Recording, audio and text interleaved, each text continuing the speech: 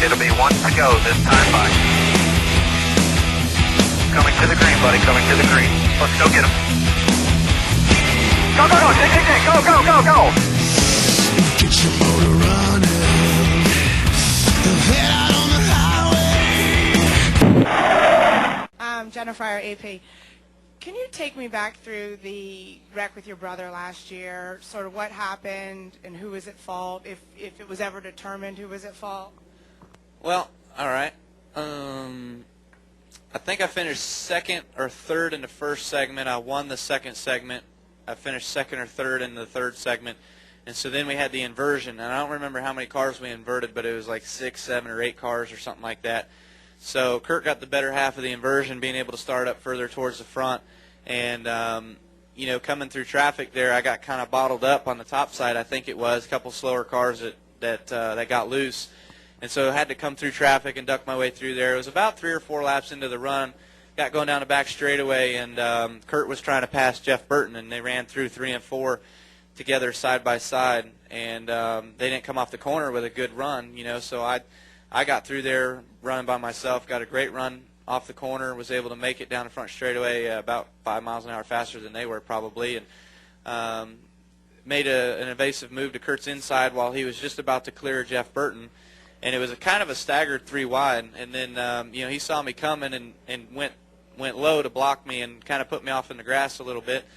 And then coming up the front straightaway, you know, normally you go back out to the wall and you swing wide in order to get a good arc to get back into the corner, and he never made that wide swing. He kind of held me low a little bit, and when we touched doors, that took all side force off my car that I had down the straightaway, and it just basically just broke the whole car loose instantly.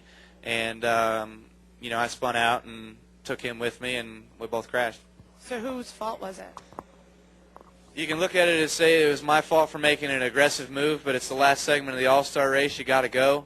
And the way that the tires were falling off, if you got stuck behind somebody in traffic, you got stuck. You couldn't pass them, so you had to move and you had to go. Or you could say it was Kurt's fault that he didn't give me enough room getting into the corner. I didn't have enough air on the side of my car because he had a car width before going out to the outside wall, which he blamed it on his spotter, saying he didn't know if Burton was still out there or not, which, you know, I guess he needs a better spotter. Last but not least, I know you both were upset after that accident. How long did it take the two of you to get past that, repair the brotherly relationship? To be honest with you, probably December. It was the whole year. So Grandma asked for a Christmas present that we both get along and go to Christmas dinner together, so that was her present. Questions? Got one right here in the middle. Distinguished looking gentleman right here in the middle has a question. I'm sorry, I got Joe Menzer, NASCAR.com. I've got to follow up on that. How exactly did that dinner go then with Grandma? Thanksgiving we didn't have because he was in Virginia Beach. I was with the parents, though, so I was the good son. What was the question? How was that dinner? How was the dinner, and as a follow-up, how have things been since then between you and him personally? It was a little edgy to begin with because that was about the first time we've ever sat down together. And the more it kind of went, the more it kind of got back to normal and friendly and whatever. And then by the end of the night, we were playing games and everything anyway. We ended up playing a couple pool games together. We played some, we call it redneck horseshoes. It's that beanbag toss. What's that called? Cornhole, that's it. And then what else? Pictionary. We had Pictionary championships that night too. Guys versus girls. Guys won, so we had to play nice together. So. Other questions? Kyle, Claire, go ahead. XM Satellite Radio. You have to be cognizant of the fact while you're being so playful and having so much fun with this and everyone's enjoying it, then some of the fans are saying that they're talking about you too much, and even when they're saying they shouldn't talk about you so much on the air, and everywhere you turn is Kyle Busch, those people who aren't your fans are talking about you as well. Are you familiar with the fact that pretty much everyone is talking about you all the time right now, and how do you perceive all that? That's scary. To be honest with you, it's just, you know, I mean, it's pretty cool to have the publicity, I guess, built around me that I have. Some good, some bad, some okay, some whatever.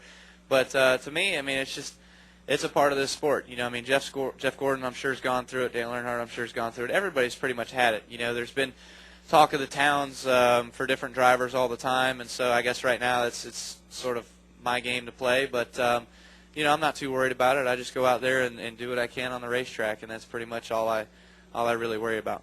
Are you having fun?